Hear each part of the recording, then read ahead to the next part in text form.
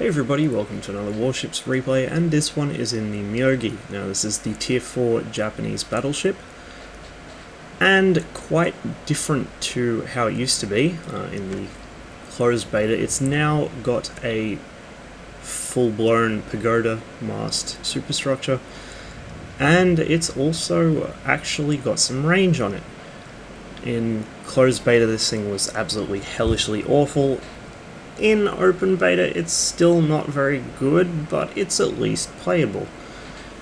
Now one interesting thing to note is that quite apart from the existing range that they have on the US battleships because of their high pagoda masts and generally wide rangefinders with good optics, the Japanese battleships also have an additional range advantage in the form of getting spotter planes at Tier 4. So this thing has a scout, the Congo has a scout, the Fuso only has a scout when it's got the upgraded hull, but it has one nonetheless. And then of course every other Japanese battleship has a scout. The Americans don't get scout aircraft until the Colorado at Tier 7. Now what this means is that the already long-ranged Japanese battleships get even more range from the 20% scout bonus. They also have the added benefit of having a very high angle sort of camera view, which can be used to shoot over obstacles you might not otherwise be confident to hit over. Mountains, islands, stuff like that. You can also use it to much better predict an enemy ship's course at long range. Obviously the low perspective of the normal gun sight makes things look like they're almost flat onto you. It makes it difficult to judge what angle they're coming in at. But using the scout plane you can actually differentiate much better and predict their course. I decided to head up to the northeast corner.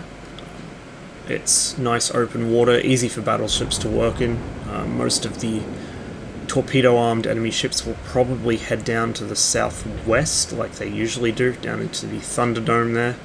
There's only one destroyer per team mind, so I don't have to worry too much about them.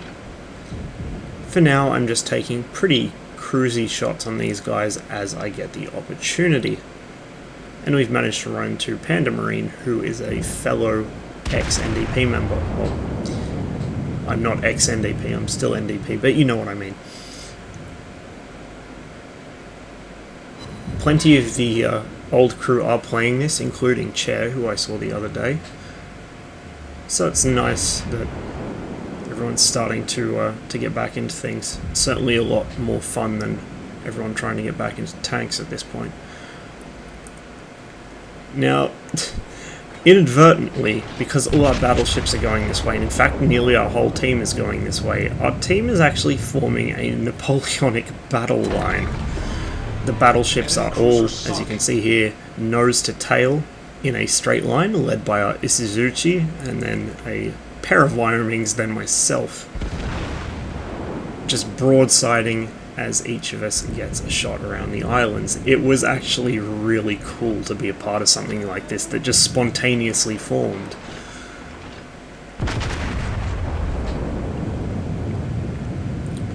You can see that I'm not using my scout aircraft at this point. There's no real reason to. I don't need the high angle to see what I'm doing, and I also don't need the additional range.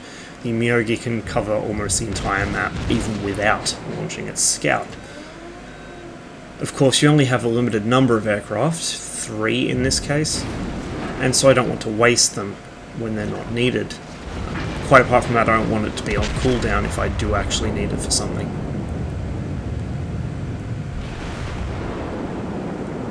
Now as we reach this point, our battle line starts to spread out a bit, and we start to each find our own position.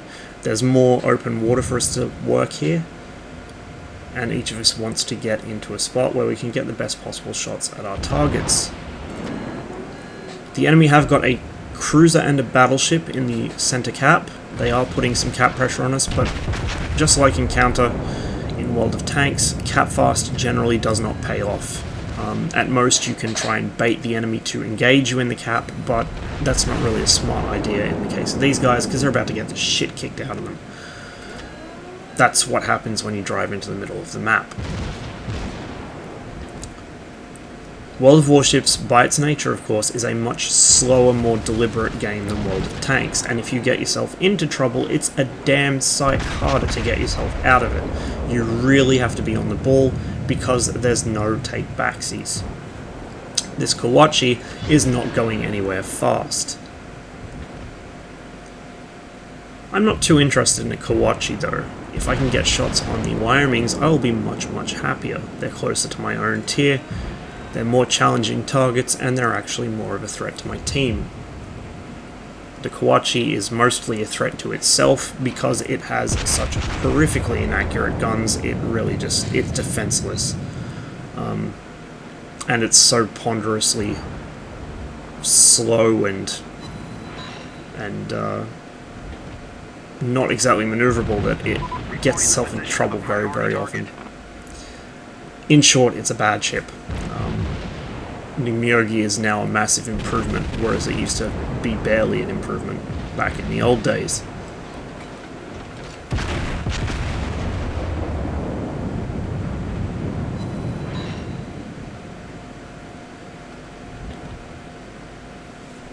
Down goes one of the enemy cruisers. That's why you don't drive into the middle of the map and expect to live. We've got most of the enemy team bottled up here. We can see pretty much all of them. And we've even caught both their carriers. Panda Marine's gunning for me, so I'm going to return the favour. It does a bit of damage to me, while my shots go all over the shop. Myogi is a little more accurate than Kawachi is, but it's still kind of a bit of a shotgun. It throws shells everywhere. All stations, concentrate fire on the target. Incoming torps, but they're not for me, so I can continue to focus on my chosen victim. Panda's very low on health. If these shells fly true, that should be the end of him. And sure enough, down he goes to a watery grave. By this stage we've established what passes for map control in this game, although my division mate is being chased by a destroyer and a cruiser.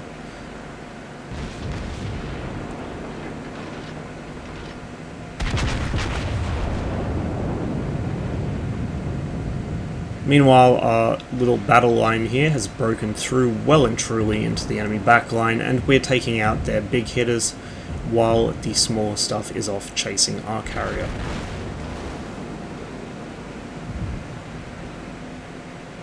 Attention, reporting the target position.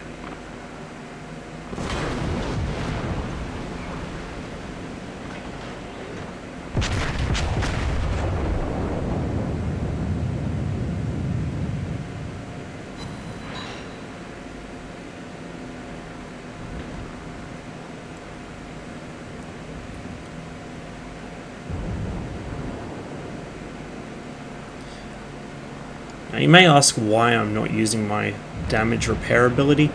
Simple reason is I haven't taken enough damage to really justify it. The amount it repairs varies. I'm not sure exactly what it's based on, but it seems to be a mix of how much damage you've taken recently and what kind of damage it was. Gun hits, particularly minor and moderate damage, heal much better than big hits and torpedo hits. It also seems if you take a lot of damage in a very short amount of time, you get quite a bit of health back. If you haven't taken much damage for a while, you won't get much at all. And then if you haven't taken any damage for too long, you can't use the ability. So you've got to really know when you can afford to use it and when you should just hold on to it for a bit longer. And in this case, it's so late in the game anyway that I don't need it. But even if there was still enemy battleships around, it probably now would be a time to use it. As a general rule, if I've lost more than about a fifth or a sixth of my health, I'll use the ability. But if I've lost less than that, I'll hold on to it until I actually need it. Now, right there, the enemy Hosho tried to set up a textbook torpedo bomber attack. This is what you'll see people doing, particularly in higher tiers. If they are any good at carriers, they'll try and attack you from 2 or 3 directions simultaneously, making it guaranteed that at least one torpedo will hit you. It's a real pain to deal with. And the best way to avoid it is to simply not be the thing that he targets, which is difficult when you're in a battleship. But really, you've just got to try and take the least amount of hits possible, repair what you can, and hope it doesn't happen again. The Japanese carriers are very, very strike-oriented. They tend to carry a lot of torpedo bombers and dive bombers, whereas the Americans get lighter loadouts and have much better fighters. Now these torp bombers come in and they appear to make a drop. I thought they might have been dropping for me, but nope, they were going for the Kumas. Some carriers will drop their torps quite a long distance out, because in doing so you're not likely to notice that you've even had torps launched at you. When somebody's trying to do some clutch shit and drop torps directly into your path at close range, it's very obvious what their intent is, and it's very obvious who the target is. So although they may still hit you, you know that they're coming for you. Whereas torps that are launched much further out and seem to have a "to whom it may concern" written on them, you're going to tend to miss them. And it's happened to me multiple times. I've been hit by torps which I didn't even realize were in the water because I wasn't paying enough attention. So it kind of comes down to how confident you are in your dropping abilities as a carrier. If you're able to drop torps right onto somebody and make sure that you do so far enough out that the torps actually fuse, then maybe it's worth the payoff. Otherwise, you might want to keep your bombers a little further out of their anti-aircraft range, and also try and catch them unawares. So there is a little bit of a decision to be made there. Obviously, the Japanese carriers will have a much easier time with the amount of bombers